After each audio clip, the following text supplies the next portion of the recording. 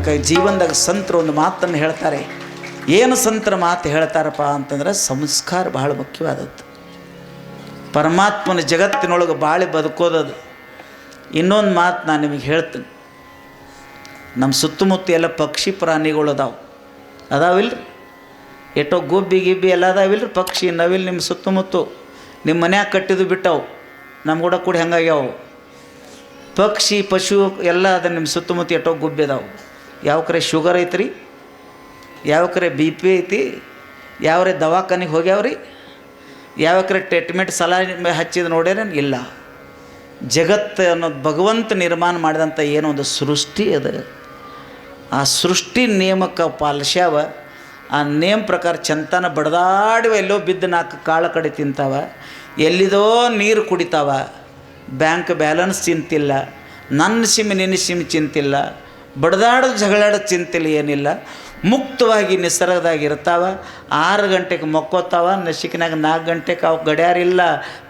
ತಾನ ಎದ್ದು ಸೂರ್ಯನ ಬರೋಬ್ಬರ ಹಾರಾಕೆ ಚಾಲು ಮಾಡಿದ್ರೆ ಚಂತನ ಬಾಳಿ ಬದುಕ್ತಾವ. ಎಲ್ಲವೂ ನೇಮದೊಳಗೆ ಅದಾವೆ. ಎಲ್ಲರೂ ಬಾಂಬ್ ಒಗೆಯೋದು, ಯುದ್ಧ ಆಗೋದು, ಜಗಳ ಆಗೋದು, ಕದನ, ಪೊಲೀಸ್ ಸ್ಟೇಷನ ಈ ಮನುಷ್ಯನಿಂದ ಐತಿ. ನಮ್ಮ ಸುತ್ತಮುತ್ತ ಇಟ್ಟೆಲ್ಲ ಗಿಡ ಗಂಟೆ ಅದಾವೆ. ಗಿಡ ಗಂಟಿಂದ ಯಾವ ರೋಗ ಬಂದದ ಹೇಳ್ರಿ ನೋಡೋಣ. ಗಿಡ ಗಂಟಿಂದ ಯಾವುದರ ರೋಗ ಬಂದದ? ಯಾವ್ರೆ ಪಶು ಪಕ್ಷಿಗಳಿಂದ, ಪ್ರಾಣಿಗಳಿಂದ, ಅಡವಿನ ಪ್ರಾಣಿಗಳಿಂದ ನಮ್ಮ ಮ್ಯಾಗೇನ್ರಿ ಆಗೈತೆ ನನ್ನೆಯ. ನೀರು ಕೆಡಿಸಿದವ್ರು ಯಾರ? ಬಡ ಹೇಳ್ರಿ. ನೀರು ಕೆಡಿಸಿದವ್ರು ಯಾರು? ನಾವು. ಗಾಳಿ ಕೆಡಿಸಿದವ್ರು ಯಾರು? ನಾವು. ಗಿಡ ಗಂಟಿ ಕಡ್ದವ್ರು ಯಾರು? ಚಲೋ ಬಂಗಾರ ಅಂತ ಗುಡ್ಡ ಸಫಾಯಿ ಮಾಡಿದವ್ರು ಯಾರು?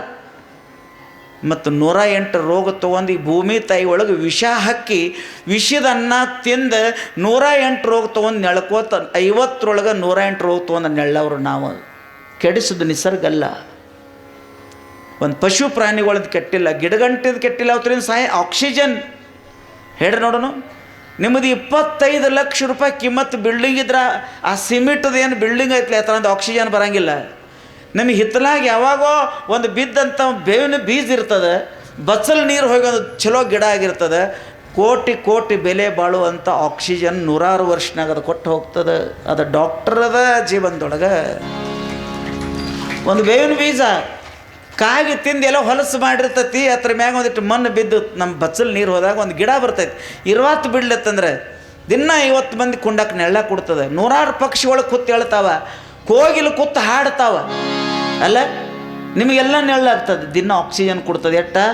100 ವರ್ಷ ಆಗಿ ಒಂದಿನ ಹಳಿದಾಗಿ ಮುರಿದು ಬಿದ್ದರೂ ಸಹಿತ ಮತ್ತು ನಿಮ್ಮ ಮನೆ ಬಾಗಿಲು ಕಿಡಿಕಿಯಾಗಿ ನಿಮ್ಮ ಮನೆ ಬಾಗಿಲಾಗಿ ನಿಮ್ಮ ಮನೆ ರಕ್ಷಣೆ ಮಾಡ್ತಕ್ಕಂಥ ಕೆಲಸ ಒಂದು ಬೇವಿನ ಬೀಜ ಮಾಡ್ತದೆ ಜೀವನದಲ್ಲಿ. ಅದಕ್ಕಾಗಿ ಭಗವಂತನ ಜಗತ್ತಿನೊಳಗೆ ಒಂದು ಮಾತು, ಈ ಸತ್ಸಂಗ 11ನೇ ದಿನ. ಈ ಸತ್ಸಂಗದ ಒಂದು ಮಾತು ಏನು ಸ್ವಾಮೀಜಿ ಅಂದರೆ ಏನೂ ಅಲ್ಲ. ಜಗತ್ತಿನ ಯಾರೂ ಏನೂ ತೊಗೊಂಡು ಬಂದಿಲ್ಲ. ನೀವು 1000 ಕೋಟಿ ಮಾಡಿರಿ ಏನೂ ಆಗಂಗಿಲ್ಲ. ಟಾಟಾ ಎಷ್ಟು ಊಟ ಮಾಡ್ತಾನೋ, ಬಿರ್ಲಾ ಎಷ್ಟು ಊಟ ಮಾಡ್ತಾನೋ, ಅಂಬಾನಿ ಎಷ್ಟು ಊಟ ಮಾಡ್ತಾರೋ, ಸುಮ್ಮ ಅವ್ರದ್ದೊಂದು ಲೆಕ್ಕಾಚಾರ ಮೊಬೈಲ್ದಾಗ ಬರ್ತಾವೆ ನೋಡ್ರಿ.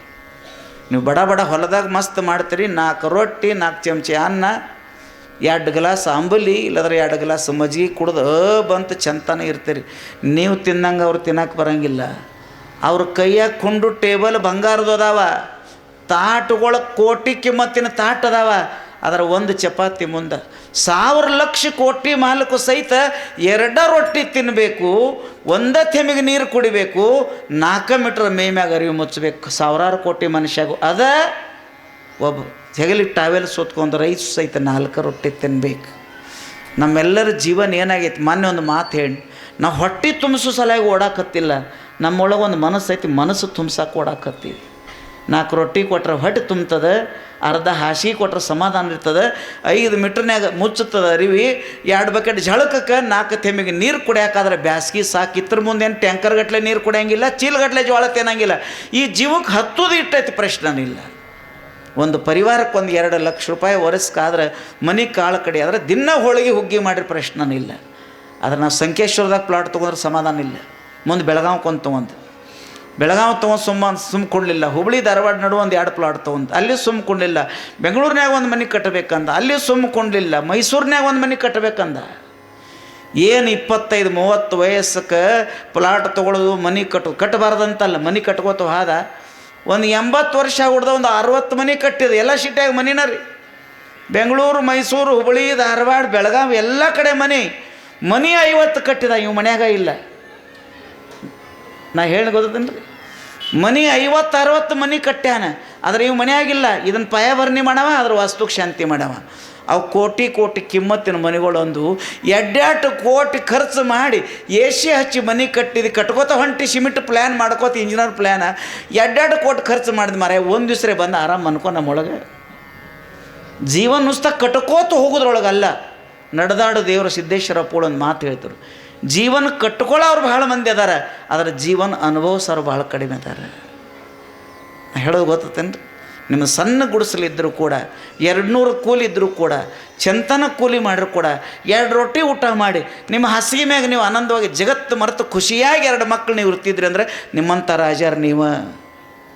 ಸಾವಿರಾರು ಕೋಟಿ ಆಸ್ತಿ ಇದ್ದು, 10 ಕೋಟಿ ಮನೆ ಇದ್ದು, ಗೇಟದಿಂದ ಅಡುಗೆ ತನ್ನ ಮನ್ಯಾಗ ತನ್ನ 100 ಮಂದಿ ಆಳುಗಳಿದ್ದ, ಒಬ್ಬರು ಮುಖ ಒಬ್ಬರ ಕಡೆ, ಒಬ್ಬರು ಇತರ ವಿಚಾರ ಒಬ್ಬರ ಕಡೆ, ಚಂತನ ಜಗಳಾಗಿ ಬಂಗಾರ ತಾಟ್ನಾಗ ಊಟ ಮಾಡೋ ಸಹಿತ ಆರೋಗ್ಯಕ್ಕೆ ಚಲೋ ಇಲ್ಲ, ಔಷಧ ನುಂಗ್ಯಾಗಿ ಊಟ ಮಾಡೋದಿತ್ತಂದ್ರೆ ಏನು ಮಾಡೋ ಜೀವನದಾಗ? ಅದು ಗ್ರೇಟೋ ಇದು ಗ್ರೇಟೋ ಜೀವನದೊಳಗೆ? ಅದಕ್ಕೆ ಸಂತರು ಒಂದು ಮಾತನ್ನು ಹೇಳ್ತಾರೆ, ಭಗವಂತನ ಜಗತ್ತಿನೊಳಗೆ ನಾವು ಬಾಳಿ ಬದುಕಬೇಕು. ಬದುಕುವಂಥ ಈ ವ್ಯವಸ್ಥೆಯೊಳಗೆ ಹೆಂಗೆ ಬದುಕಬೇಕಂದ್ರೆ ಇದೆಲ್ಲವೂ ಪರಮಾತ್ಮ.